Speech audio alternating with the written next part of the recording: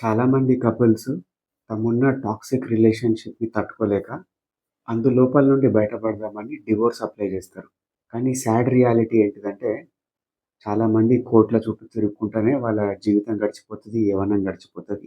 వాళ్ళు ప్రొడక్టివ్‌గా ఉండే ఏజ్ లోపల ఈ కోర్ట్ కచేరీ చుట్టే తిరుగుకుంటా ఉంటారు. మన ఇండియా లోపల మనం చట్టాలను పరిశీలిస్తే, అవి చాలా ఫేవరబుల్‌గా ఉన్నాయి ఆడవాళ్ళకు. పంజాబ్‌లోని బఠిండా ఫ్యామిలీ కోర్ట్ లోపల ఒకతను డివోర్స్ కోసం అప్లై చేశాడు.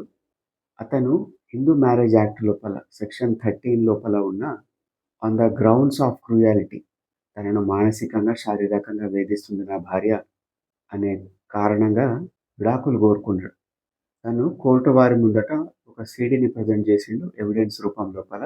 ఆ సీడీ లోపల ఏమున్నాయంటే వాళ్ళిద్దరి మధ్యన కాల్ కన్వర్సేషన్స్, డిజిటల్ కమ్యూనికేషన్‌కి సంబంధించిన లాగ్స్, డిజిటల్ రికార్డ్స్ అందులోపల సేవ్ చేసి ఇచ్చిండు. ఈ ఎవిడెన్స్‌ని పంజాబ్ హైకోర్ట్ అనేది తోసిపుచ్చింది.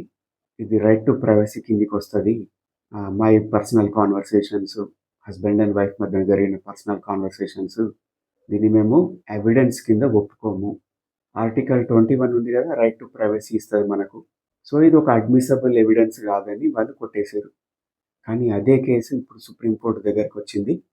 సుప్రీం కోర్ట్ మాత్రం మారిన పరిస్థితులు మనం సమాజంలో జూసినా గానీ, కుటుంబాల్లో జూసినా గానీ, హస్బెండ్ అండ్ వైఫ్ రిలేషన్‌షిప్స్‌లో జూసినా గానీ, ఎన్నో మార్పులొచ్చినాయి.